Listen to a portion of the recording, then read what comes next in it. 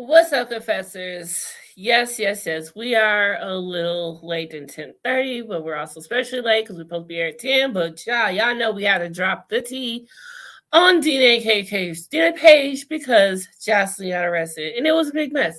But we are in Belfast, y'all. So let's go.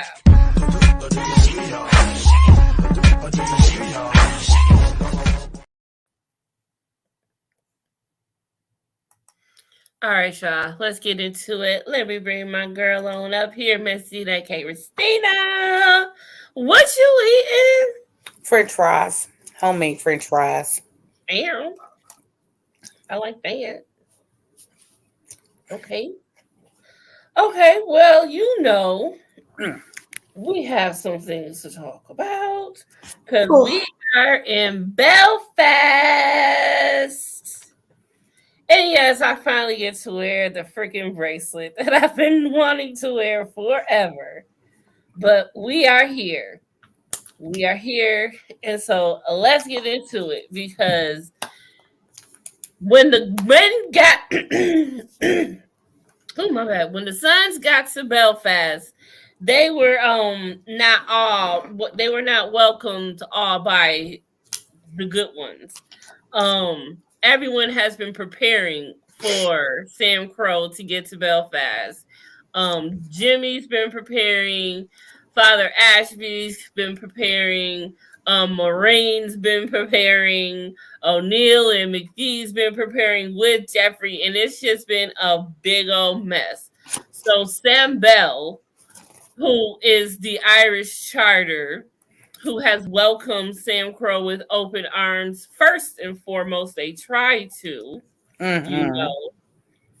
Hey, Mr. Meter Joe. She must be up late tonight. You know, because Mr. Meter don't know about Sam Crow. But I appreciate the support, baby. And y'all know, y'all better go support back. So follow Mr. Meter Joe. She is awesome. I love her. Okay, so let's get into some of these picks that I got from this episode. So, yes, they are met with this unwelcoming of the crew of police. Now, what we later find out, this was Jimmy's bitch ass doing. And that's what Jimmy meant when he said, "Oh, they're not going to be here for long." Jimmy And needs his ass beat. I can't wait. I cannot wait. It's gonna be a beautiful moment to watch that. I might even Yeah. take the video of that and just take the audio out so we can just watch it Over and over again. over and over again. And I'm gonna do that with Stall too. It's all in the same scene. It's a beautiful moment, very beautiful moment. I'll put on the captions. We can read along. Right. Take the sound off. We can read along.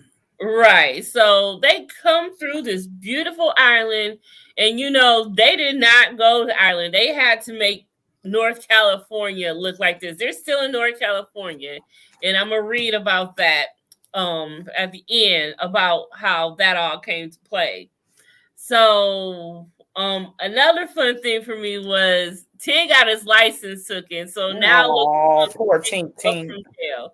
Now Tara bailed him out. Like, why she couldn't bring him home? Like, they just had to have Cozy come get him. So he did, and they're all doing their thing. And we finally understand a little bit more of the history of them and why Mm-hmm. just totally loathes him. Right. He will never let him, what he said, work has me hostage. Ah, dang, Yeah, work. been there, done that. I know how that is. That's messed up. Is it work itself or someone ain't show up so you got to stay? How it go? Like, what time would you have usually left? You know what I'm saying? Right. Who we need to call and beat up? Yeah, somebody. So Tig ended up, and I forgot, and I didn't even realize that. I wish Tig would have went to Belfast with them. Tig and Right. Belfast would have been a motherfucker for Ooh, real. pal, I don't know. But you know what is crazy? I was sitting up here watching the CSI Miami marathon, and Mm-hmm. Tig was on a few episodes of some like CSI informant who was, bad, and his face was like half burnt up from some type of chemical explosion. And I was just like, Lord, he's everywhere. He is everywhere. Kim Coates gets the job done. Kim Coates is underrated. Kim Coates is the guy. Like, he has played in some good roles, and I don't understand why he hasn't been more mainstream yet. But probably because he don't want to sell his soul. He's a good guy. That is, you know how that is. So, so what else happened? Oh yeah, these two. They trying to get. I'm just so sick of hell. So Maureen and Trinity, Mhm. Gemma, and Gemma meets Trinity for the first time after coming. Immediately, You know, immediately knows what time it is. I'm like, ooh, how is this gonna go down? I thought Gemma was gonna treat Trinity like shit. Honestly, I thought she was just gonna be a bitch toward her. But her and Marine had an understanding later. It ain't a good time to get all wrapped up in that because it's JT's fault. JT was the hoe, but she Well, ain't no better because look what right, she did. exactly. But they should have warned them.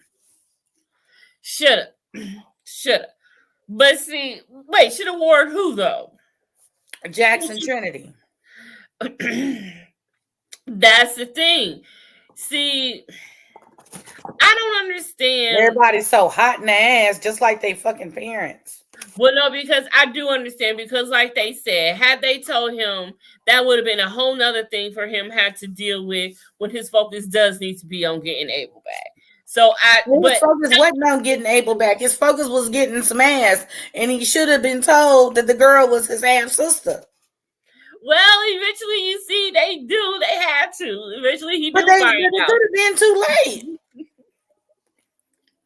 late. True. They really should have avoided that. They was 2 seconds away of full-on immersion of incest. But when Gemma saw him getting cheeky, she should have said something then. Right. If she's seen it, everybody's seen it. So I don't know why she even sat there and acted like you ain't gonna say nothing. She was gonna see. Gemma's just a sick bitch, right? First and foremost, too. Because I ain't gonna lie to you. I have always said kids need, when you got all these blended families and everything, and mama sleeping around, daddy sleeping around. I ain't gonna discriminate on nobody sleeping around. You need to know who your half brothers and sisters or whatever is, because people grow up and they move away, and then next thing you know, you all in love with somebody, and then y'all mess around and be like, oh, my family reunions this weekend, and y'all got the same damn family. But see, and first of all, I'm gonna just say this: Trinity don't look nothing like JT. I'm sorry, she ain't got a smile or whatever else. Maureen said he has got. He got his smile in his eyes. His eyes. No, she don't. She definitely no. She don't got neither one. You know what? I don't know what upsets me about Trinity. I'm just so mad because Trinity looks nothing like the type of woman that Jax will go for. Okay, well, Jax is not woman that opens their legs to Jax will go for. So maybe that's a lot. But that's exactly where I was about to go. If it's got a hole, then he's with it. Because Jax is a hoe. We gotta call a hoe a hoe. Clearly, everybody is a hoe. JT was a hoe. Jim is a hoe. Clay's a hoe. Jax is a hoe. It runs in the family. It's a family trait, a family gene. And Tig is definitely a hoe. Tig is different. Tig is a freak. In a hoe. He's a freak hoe. What they call it? And there's a whole song called Freak Hoe. He a freak a hoe. He a freak up. Yeah. Welcome back, BB. Jax doesn't have a type. Nope. Girls that open his legs, that is his type. Because then you gotta think about it. The old broad he ends up messing with later on, who had the brothel again, the older one that Tara walks in on, forget her name, but yeah, she wasn't his type. She was just this old bitch who opened her legs to him, and that was all Right, that that's was. what I don't know how many, like, so this has been what, 2 or 3 women. See, Jax wouldn't have made it with no black woman. He, because he'd have got some hot grits on him. He'd have been burnt up in the bed. Hot water, no motorcycle. He'd have been stabbed within an inch of his kidney. Yeah. He's trisexual. Yes, he is. He's any sexual. He'll try any sexual. He's a try anything sexually. That's what Tig is.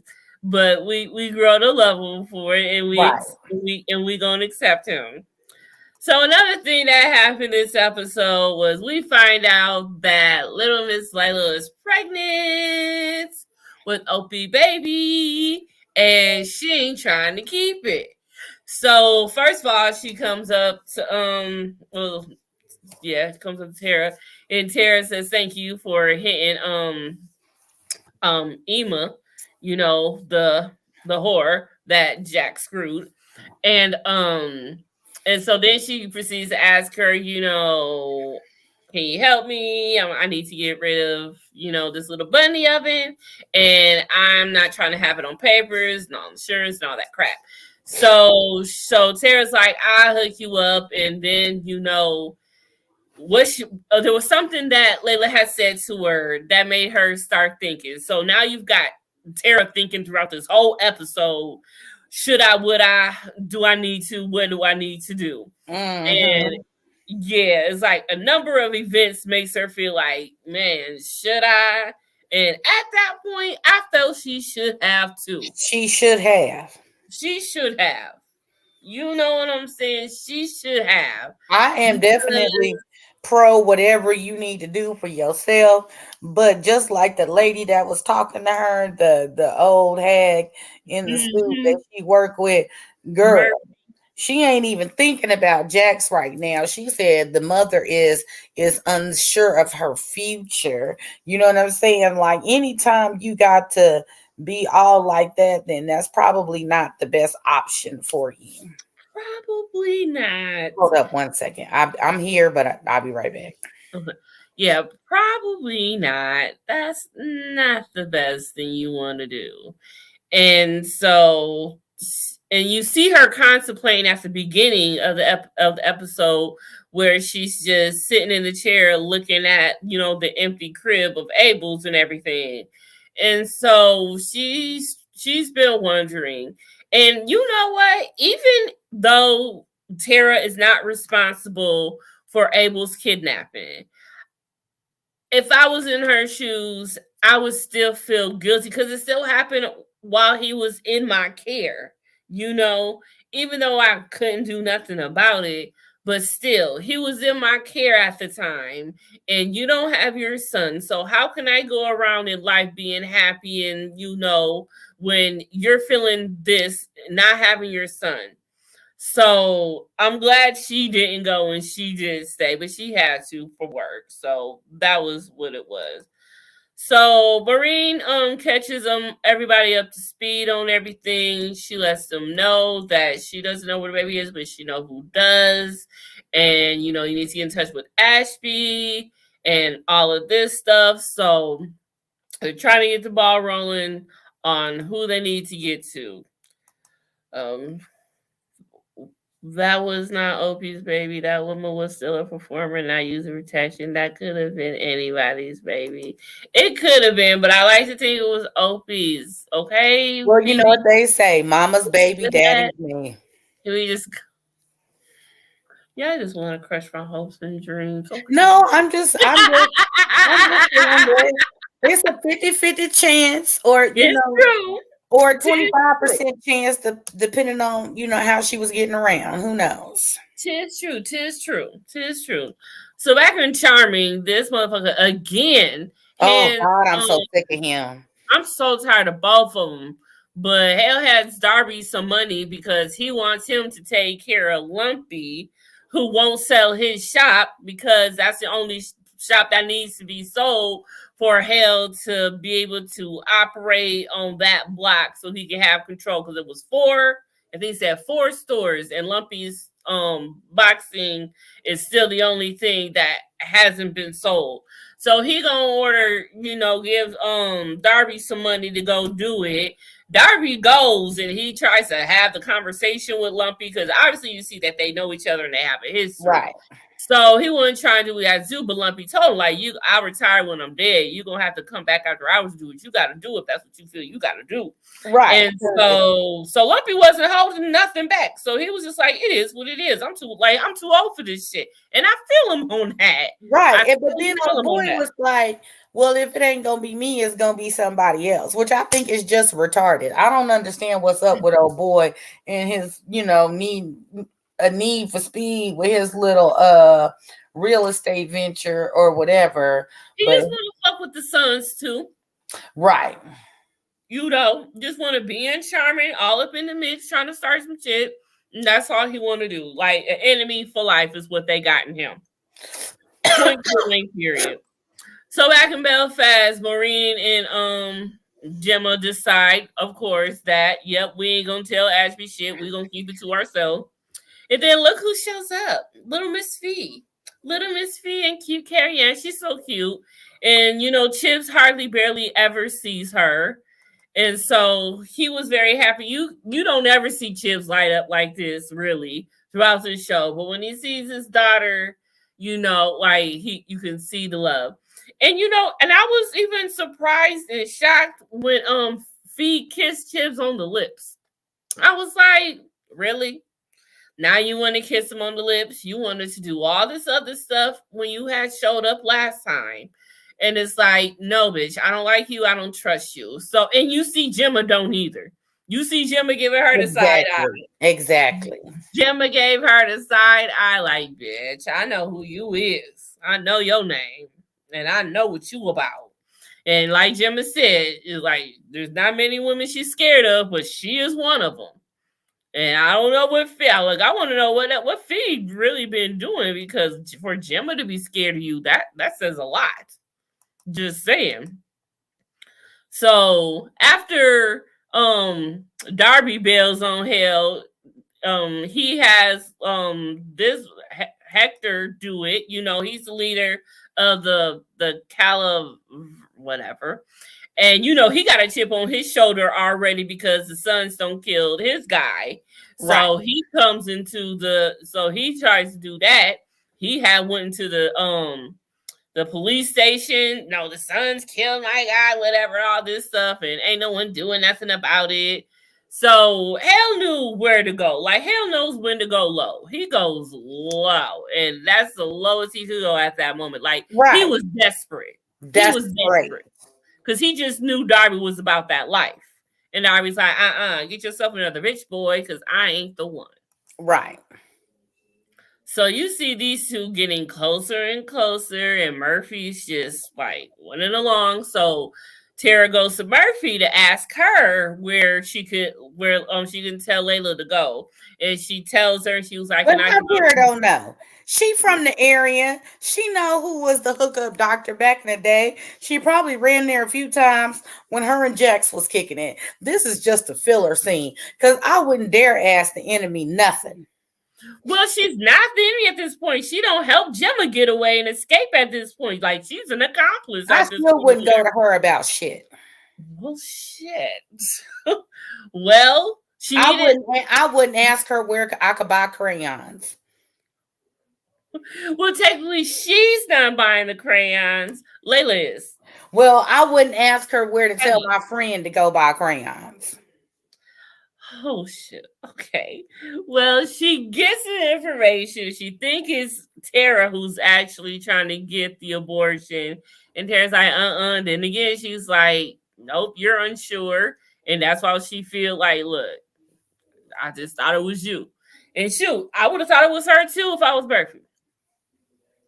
So at the end of it all, after Jax whoops O'Neill's ass in this brawl that they had going on, which was quite exciting because I've been waiting for O'Neill to get his ass whooped, because Jax don't trust O'Neill either. You can tell, and O'Neill is dirty, right dirty, ill. Like, what is Cherry see in him? I just don't understand.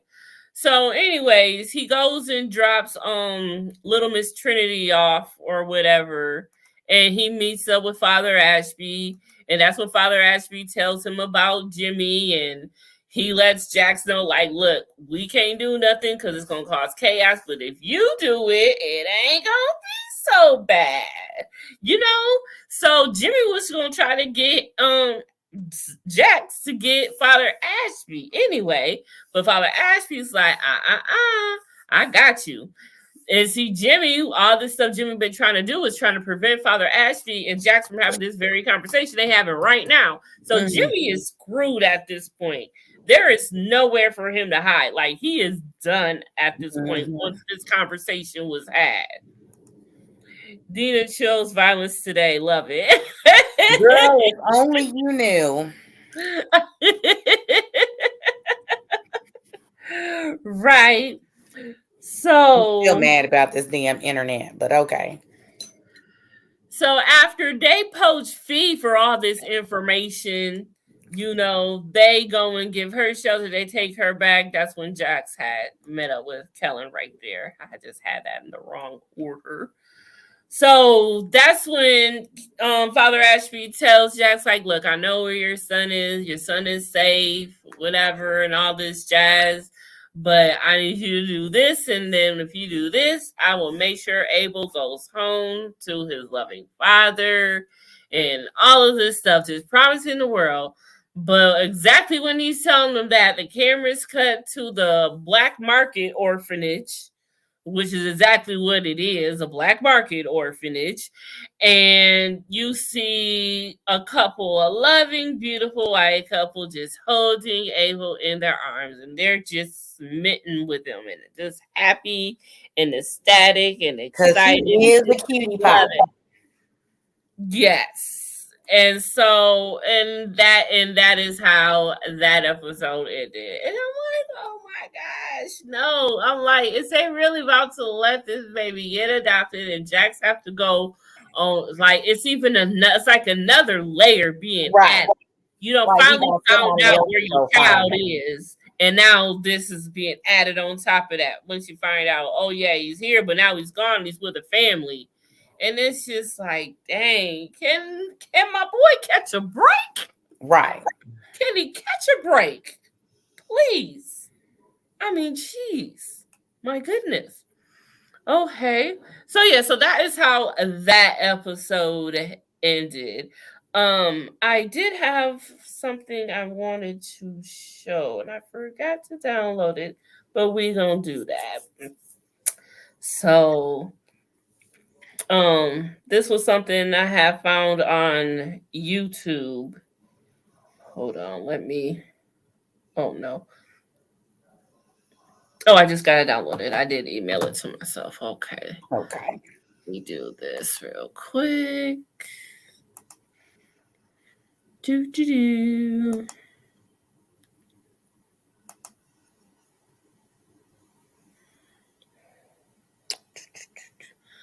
Yes, okay. All right, let me see what I got her. Video file. Rossi, aka Juice Ortiz, just dropped a bombshell. He's been teasing us with hints about a spin-off that's going to be really cool and totally different from what we've seen before. Can you feel the excitement coursing through your veins? I sure can. I mean, come on, Theo, don't leave us hanging. We need details, man. But hey, I guess he wants to keep us on the edge of our seats, wondering what the heck this spin-off is going to be about. According to Theo, there's a chance we might witness an all-cast Sons of Anarchy reunion. Can you believe it? All your favorite outlaws back together again? It's enough to make any of our hearts skip a beat. Now, let's not forget that we've already had a taste of Sons of Anarchy Extended Universe with Mayans MC. But hey, there's always room for more bikers, am I right? But Theo isn't the only person to talk about a spin-off. Creator Kurt Sutter has been dropping hints like crazy. He's been teasing us with the possibility of more Sam Crow goodness heading our way. And you know what that means, right? More leather-clad awesomeness. Sutter has been itching to delve into the story of Jax's son, Abel. Like, seriously itching. He wants to give us the lowdown on what this kid is up to and how he's carrying on the family legacy. Sutter also spilled the beans on not just one, but 2 additional shows centered around Jax's family. It's like a whole extended universe of motorcycle mayhem. Mayans MC was just the beginning. It's chapter 2 of The Wild Ride. I don't know about you. Yeah, so a lot of promising stuff is to come. Now,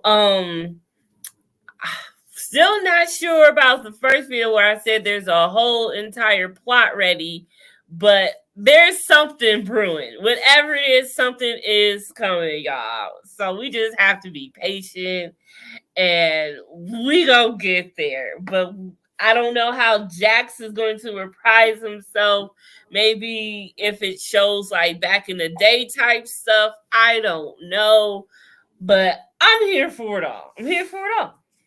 Okay, so I'm just going to read a couple of things out of the book real quick before we end this. Okay, so now that we are finally in Belfast, I wanted to read a little bit from what this one says, and it's titled Across the Pond, Sam Crow in Northern Ireland.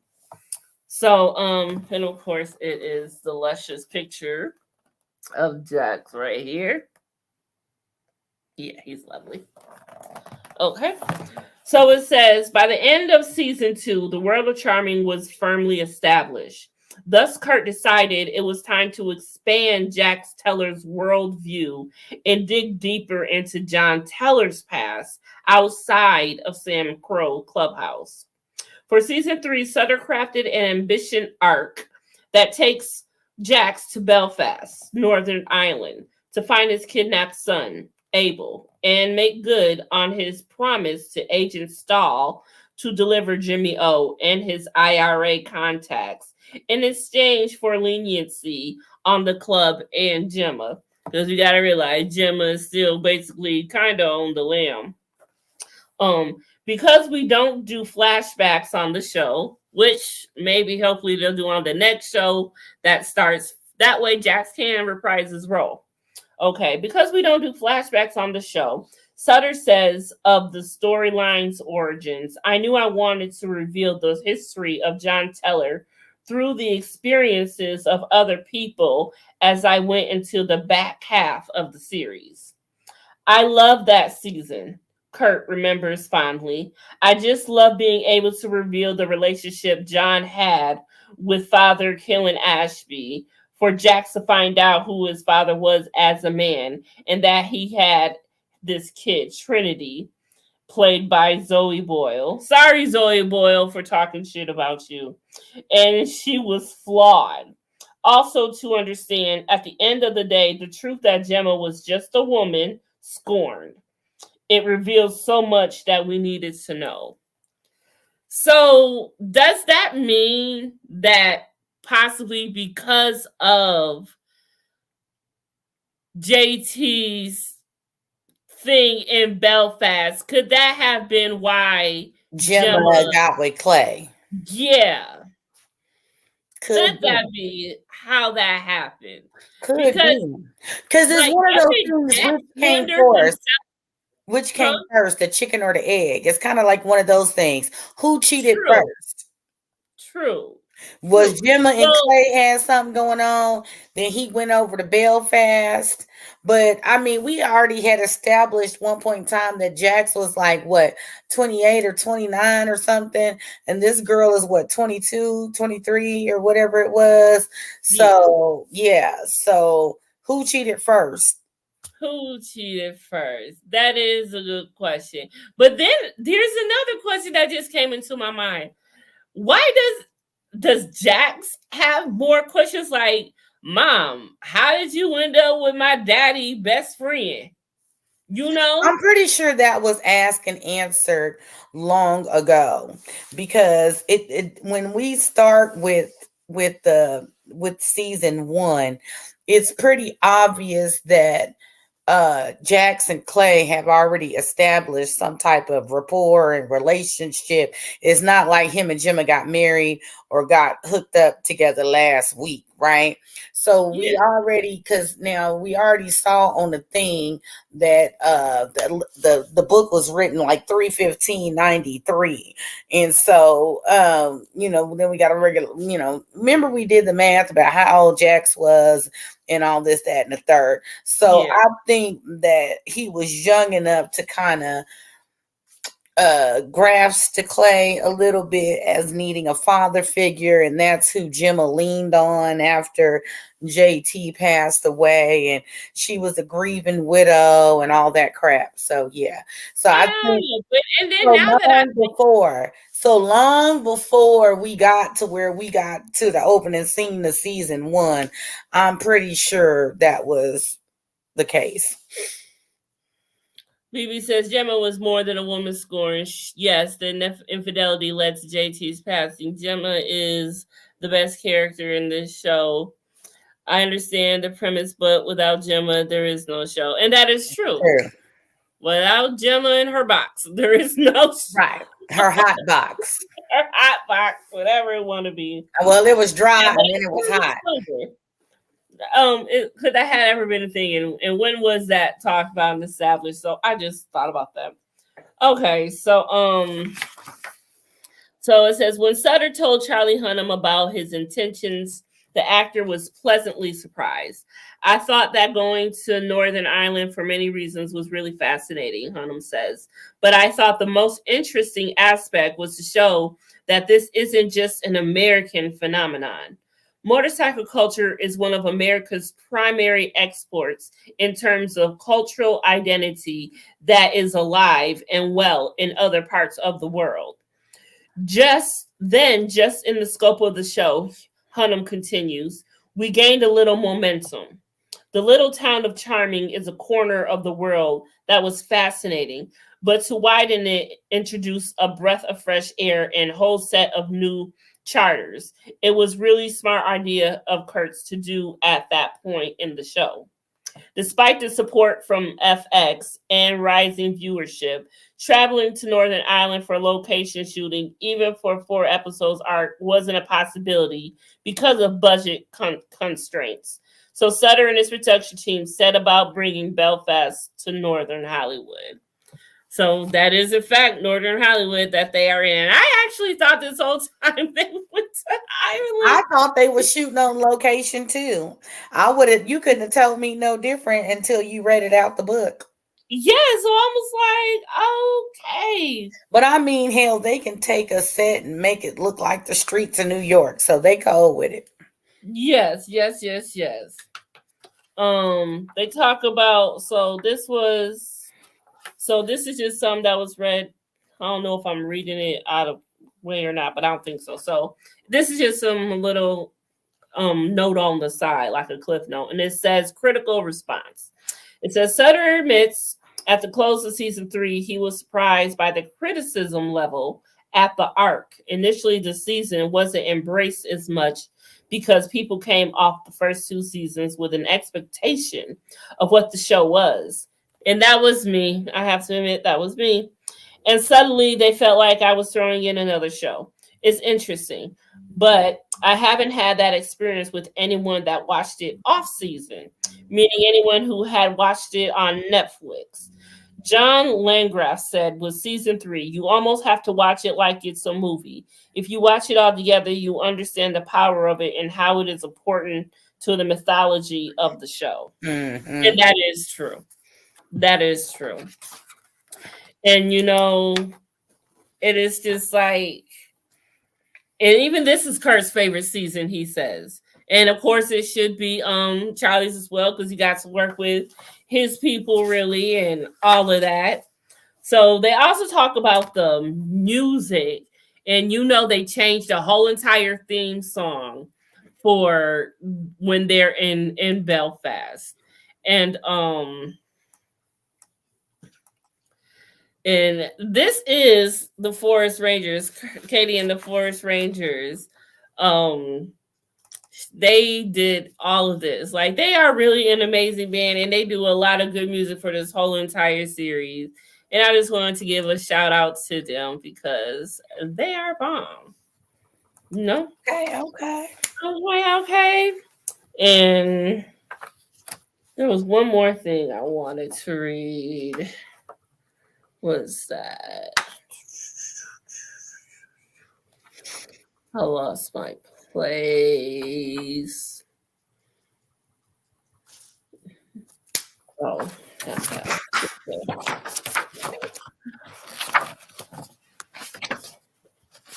Or maybe that was it. Oh no, I wanted to save that for next week because it goes better with next week. So yeah. We'll save that for next week. But yeah, so we are finally in Belfast, y'all, and it is time for Jack to find Abel, even though he struggles at some point. So next week's episode we will be talking about is Taraz, okay? And the summary for this episode is the club embarks on a protection run with Sam Crow members being trapped in a warehouse laden with explosives. Sam Crow suspects that Jimmy was responsible for the attack. And Hale employs Salazar to coerce the boxing gym owner to sell his property, and the latter in turn blackmails Hale to track down Tara, hoping to exact revenge. And this is when it starts, y'all. This is when it starts getting really bad. So it's like downhill from here in a couple of episodes, and it's just chaos for the rest of this whole entire series. But yeah. Ooh, 36 minutes. I like that. Hey. Look how we did that. We getting down through here. Because, you know, people... we out. Now, we told y'all, me and Dina told y'all last week that we know that y'all time is valuable, so we ain't trying to keep y'all for too long.